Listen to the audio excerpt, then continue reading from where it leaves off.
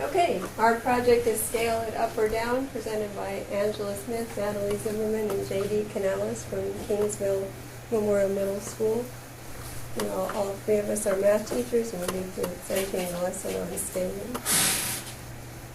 The information from our project inspiration came from Dr. Francisco Agudinigo, Associate Professor at Texas A&M Kingsville.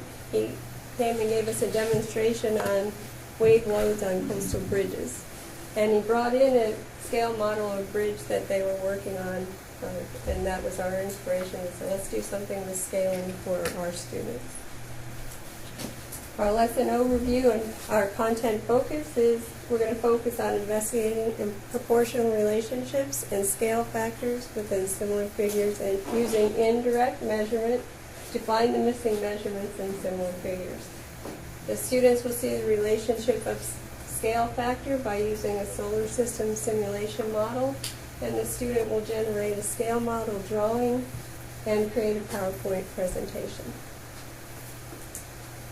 Our grade and student prerequisites for 7th and 8th graders, ages 11 to 14. Our students need to know multiplication, division, measurement, and some basic computer skills. Our learning objectives, the students will be able to gain an understanding of similar figures, apply scale factor in a real-world situation, understand that a dilation proportionally reduces or enlarges a figure. They'll be able to work collaboratively in teams, understand and utilize the engineering design process, and be able to create a PowerPoint presentation. Okay, our procedure on day one, we're going to start off by showing the students a short video while he learns about proportions to get them engaged in the lesson.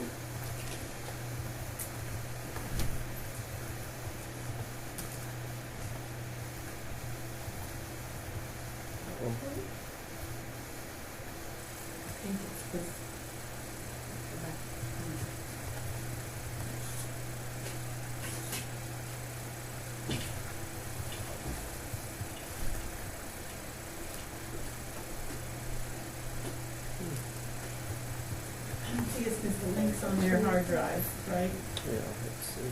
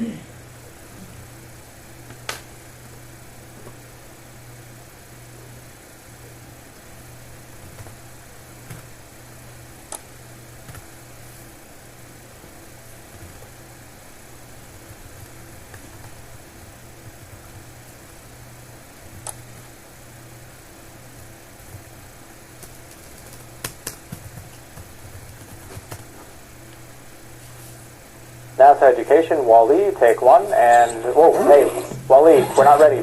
You're not on yet. Whoa.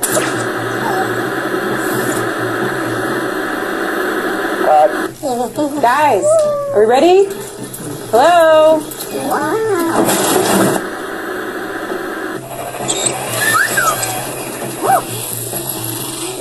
So I see you've met our special guest. Thanks, Wally. NASA's put people on the moon before, and the Lunar Reconnaissance Orbiter is mapping the moon so that we can go back. Now, when you looked at the moon from your backyard, it looks really tiny. So how does NASA put a spacecraft on something so small?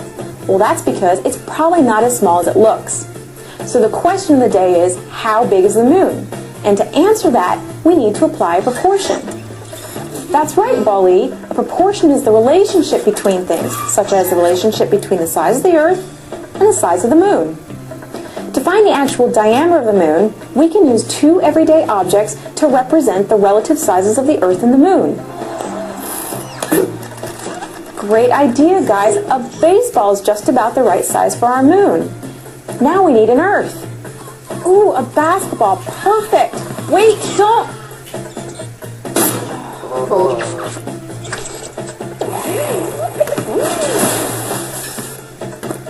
Thanks, Wally. So we could use the basketball as our Earth and the baseball as our moon. Now, a basketball is 24 centimeters in diameter, and the baseball is 7.5 centimeters in diameter. So let's apply our proportion. Baseball over basketball equals x, because that's what we're trying to find out, over the Earth's diameter. And we know that because we live here. So that's 12,756 kilometers. Now, cross multiply and solve for x. So we just solved that the moon's diameter is about 3,900 kilometers. But you should check to see if we're right. In any case, the moon's plenty big to land a spacecraft, to live and work on the moon in the future. To learn more, check out www.nasa.gov.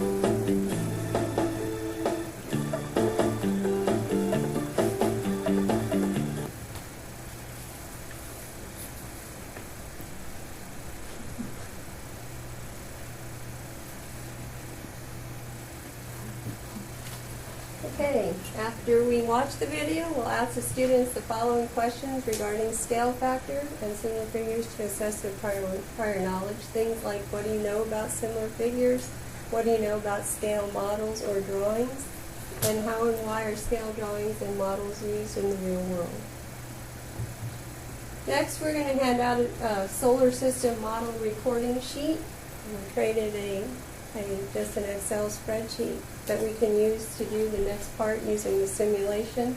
And we're going to explain to the students we'll be using a simulation model of the solar system. Will be used in order to change the dimensions of all the planets.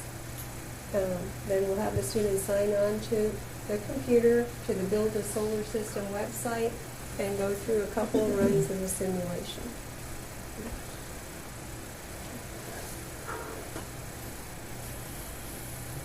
I think it's definitely.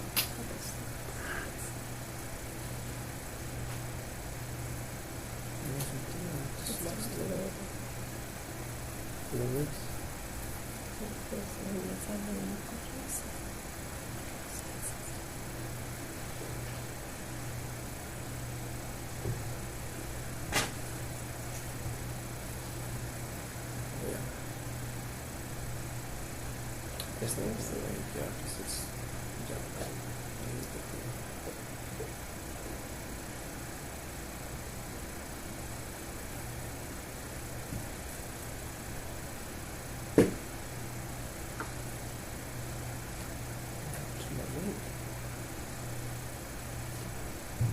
I believe we were supposed to be on slide 13. Yes. Go back to your lesson and just grab the link from there.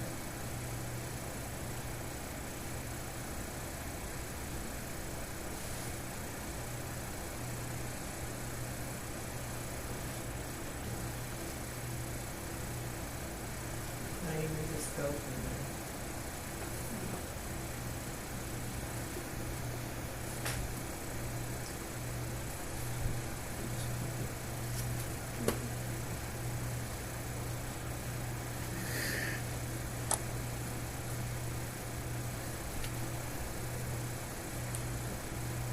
Okay, so we have this Build a Solar System website, and if you scroll down below, it has information about all the planets. So the current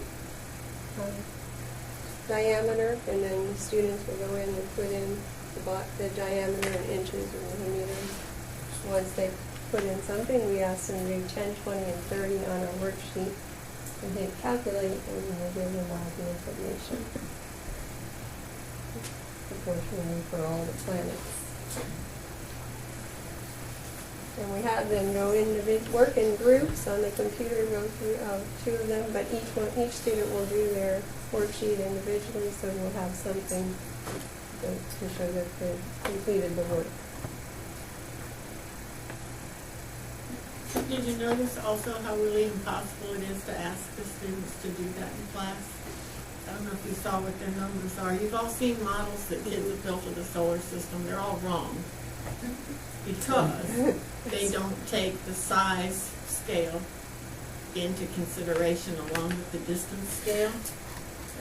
10 inches of the sun's pretty small, but you look how far out Pluto has to be, about 3/4 of a mile? I don't think anybody's brought in a model of the solar system that's that big. So it's been one of those traditional lessons we've given kids forever, and it's completely wrong in the scale thinking. You've got to get something smaller than a grain of rice, like a grain of sand. And even then, from what I've seen, you're still out the distance of a football field if the sun is the size of a grain of sand.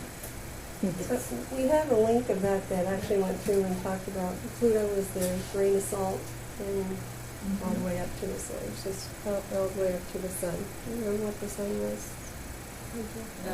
At the intermediate school, I don't remember, I don't think it was implemented into the design of the building, but I know they had set up in the building, because at Gillette they have a long hallway, and they actually put it to scale, and you had to end up walking back to the gymnasium to get to Pluto. Right. It was here at the intermediate. I don't know if I think they did it on their own. I don't remember. I remember seeing it there.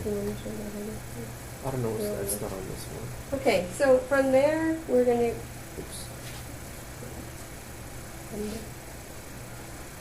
Okay, so the students will then complete the solar model recording sheet, and then we'll facilitate a discussion on scale factor and about what they noticed when one factor was changed. From there, the second day, we're going to show the students a short video on the real-world scale models and ratios, and it goes through talking to various people, and it's got a rocket and a bunch of different activities and calculations of scale factor. I mean, we're going to show it to you right now.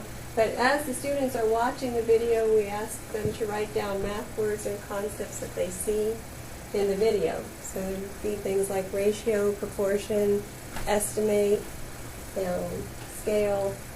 And we're going to stop the video when the problems appear and work on them as a class. So the instructor is going through them, but we'll take a moment and stop and go through them as a class. And then towards the end of the video, students will work on the last few problems by themselves. We're going to go back to the video, and the lady is talking about the dimensions of a spacecraft. And she does the first one, and then she leads into, now let's see if you can do the last two on your own. And on these videos, I'm sure you noticed they teach cross products. We don't teach cross products at Memorial. We teach them how to either multiply or divide across, going this way to look at their numbers, rather than cross, because they don't understand exactly what they're doing when they do cross products. They just see it as a shortcut, and they need to understand what those numbers are doing to each other.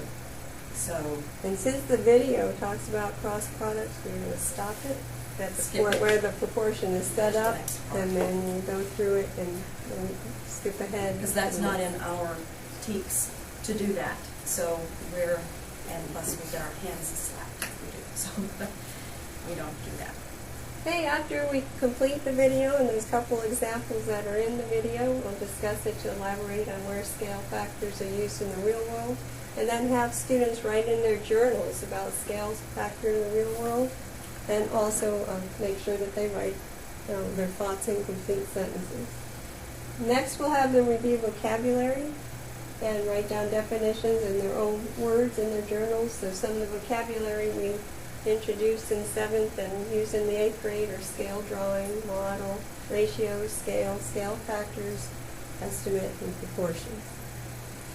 Next, we'll show the students some scale model photos. You want to show them? Mm-hmm. Yeah, I'll do this.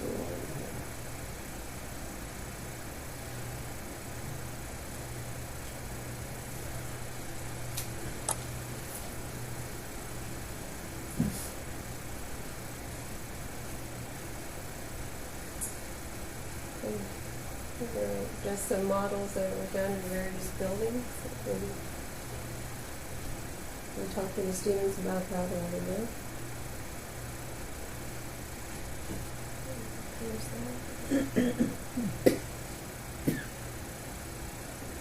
And then from there, we were printing 2D pictures of 3 buildings. We started with 3 buildings. The students are just going to be assigned a building.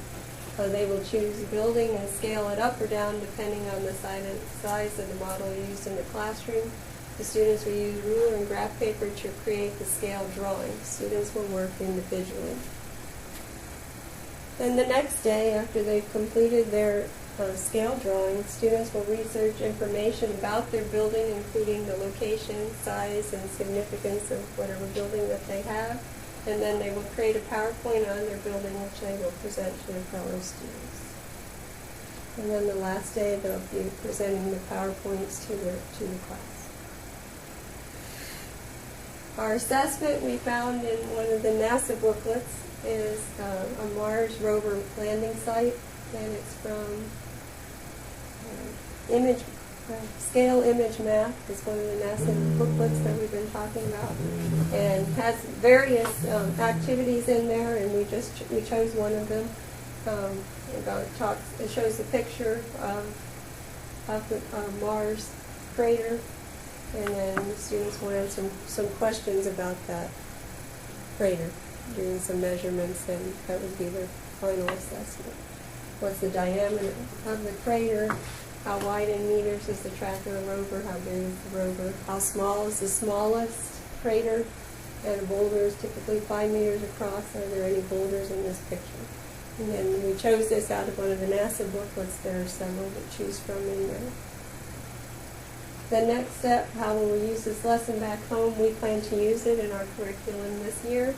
And how will we use what we learned to improve or develop more lessons?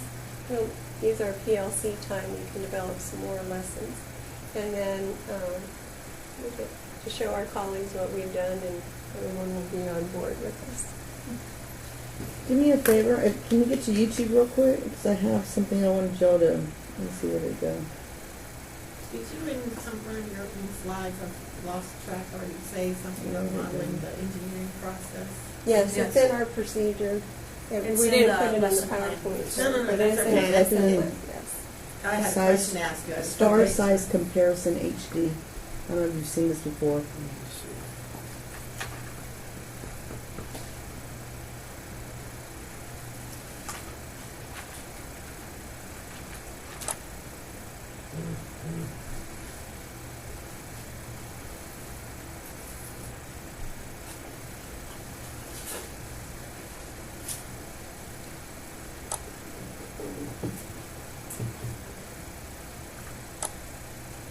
Just Google it instead.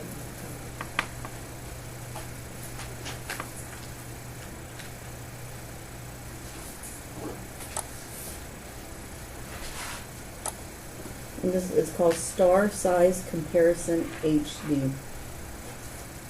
Let's see if they still have it on there. I have it on my on my.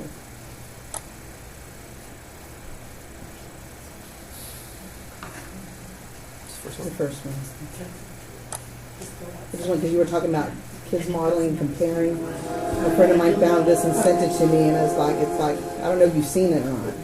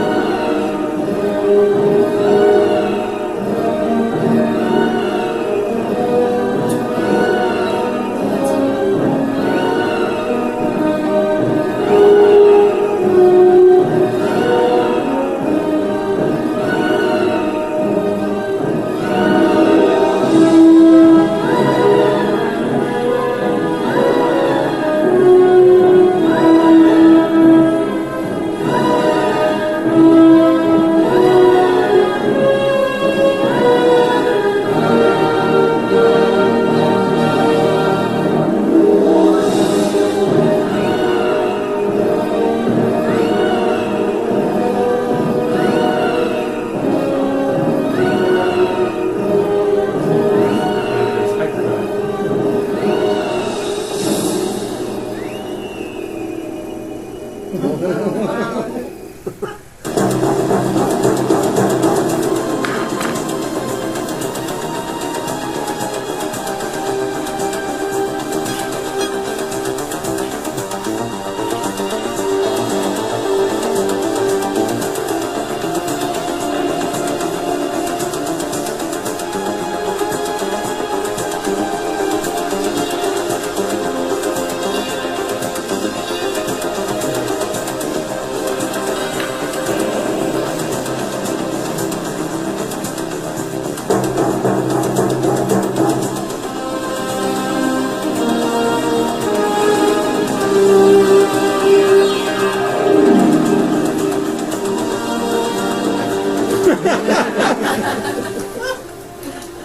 I just thought that would tie right into what y'all were doing. That's cool. Yeah. That's good. What was it called again? It's called Star Size Comparison HD.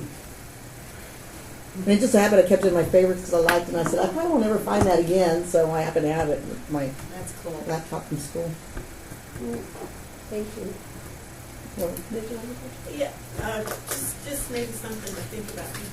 The engineering process, if I understand it, is to solve a problem, but develop tools that will help you solve a problem. So my question would be, in the questions that you're going to ask the kids, what problems are they solving? And then just think about it, of not getting an answer to a math problem, but what problem are you giving them that they've got to use these tools to solve? And you've got them in there, but it just may be as you develop your student worksheets to just think about phrasing it that way. So like the sim that you put up there where they put in a number for the sun and then it calculated everything else, you could phrase the problem so that maybe they had an end goal. So like, what number do you have to put in for the sun to get Pluto to only be a half mile away or 300 yards away, so that they've got to keep running it over and over again until they get to that end. That's good. That's a good one. You've got, yeah, and if you've got a limited number of resources or styrofoam balls, whatever, but just, I said, in your activities, think of how it could be an engineering problem. Could it be could you relate it to, we were going to create another one for our pre-AT classes to where they don't do the 2D scale drawing. They have to end up building a 3D model of a building. They have to take the actual sizes of the building and then they have to scale it down. And they've got to come up with their own scale factor and everything and scale and everything. They have to do it all themselves. Maybe. I think even then, that the tool would be, and maybe that's part of what this does is modeling and simulation, and it might make math almost too easy for your kids, but part of it is so that but part of it is so that people don't get bogged down in the math. So you could find a sim that says, you're starting with a 100-foot building, we want to have a 10-inch replica, what do you need to do? And the kids plug the numbers into the sim, rather than sit there and dividing 100 times till they get the right answer. Yeah, and see, the purpose of this whole thing in 7th grade is to get them to understand scale and scaling. That's why we do not teach cross products, because they'll just do the shortcut and they won't ever understand exactly what's going on. And because this is the first time it's ever introduced to them, is in 7th grade. So it's the we want them to understand what that actually means. So that way when they get to 8th grade, they do more with it. And obviously when they get to Algebra 1, it involves even more, so they need to have a good foundation of model and drawings, models and drawings to scale. So you guys think you're, what, 60-70% done? I should have asked this of everybody, but it's just now putting it all kind of in a sequence. He's got Well, we the got whole thing. it's Pretty much. finished. We did both the procedure and the PowerPoint. We didn't include everything in the procedure and the PowerPoint, but we need to go back and add what Tweak a couple of things, pretty much. and But add other the than video that, she gave us. But yeah, I like that video. Thank you. Yeah, it just, Thank you. a friend of mine saw that and she said, I think you think this would be cool. And I did. And I said, for some reason I saved it was for y'all. I saved it for you guys. Thank you. That was neat. And I was